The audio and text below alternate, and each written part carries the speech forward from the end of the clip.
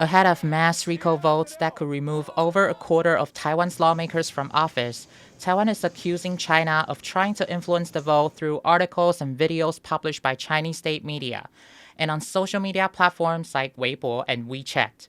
但是你也可以看得出来说，中共对这一次的大罢免是非常的这个严肃看待啊，严肃看待。那他的下的这个动员力道其实不输给这个总统大选的时候。The recall movement this summer is targeting dozens of lawmakers from the main opposition Kuomintang, which generally favors closer ties to China. As civil society groups campaigned for months to initiate recall votes, China put out information that appeared to try to undermine the movements and Taiwan's democracy as a whole. Taiwanese organization IORG, which works to counter information warfare, found that in the first half of 2025, Chinese state media and their affiliated social media accounts posted over 400 articles and videos that describe Taiwan's recall as a dictatorship or green terror, a term referencing a dark period of political repression in Taiwan called the White Terror, when as many as 200,000 people were imprisoned.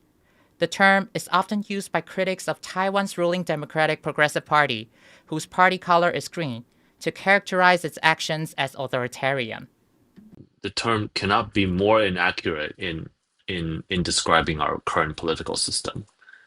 And it also, in Taiwan, domestically, it risks of conflating something that's not true with something that actually happened, which is the White Terror, happened under the KMT government, which many Taiwanese people suffered under.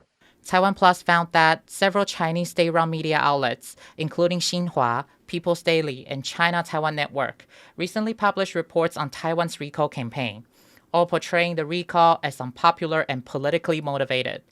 They said the DPP and recall campaigners have tried to stir up fear in the opposition and silence critics.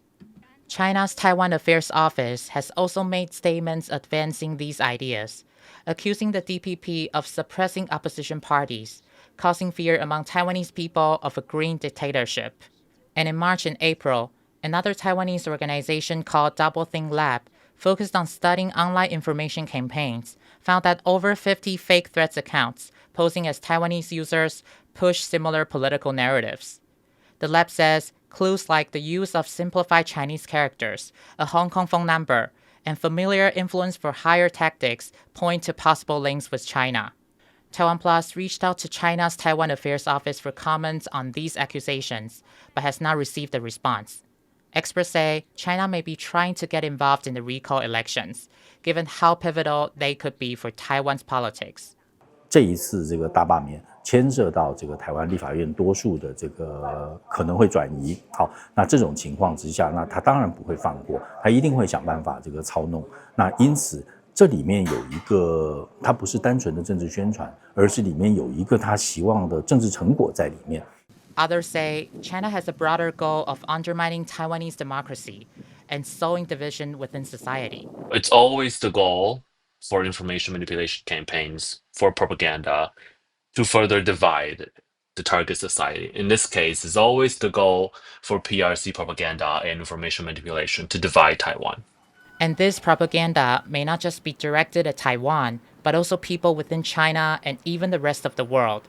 Propaganda is not always, it's never only directed to Taiwan, it's directed to the world, right? There's widely documented efforts about China using all kinds of different ways to amplify its propaganda towards the world. Meanwhile, Taiwan is also accusing Beijing of providing discounts on plane tickets to Taiwanese business people living in China to return home to vote. None of these efforts are new. China has in the past reportedly used similar tactics to try to influence Taiwan's elections. So how has Taiwan responded? 觉得台湾人，可以说目前逐渐的应该有一些警觉，因为包括这个各个媒体，包括这个专业的新闻工作者或者是事实查核人员，不断的这个努力，然后去提醒。我相信这个试读的这个水准在慢慢的提高。With just 1 day to go before the first wave of recall votes and another round scheduled for later this summer, it may be difficult to predict what, if any, impact these efforts to interfere will have on the outcome of the elections. But one thing is clear: China will be paying close attention. Joseph Wu, Cadence Quaranta, and Alan Liu for TaiwanPlus.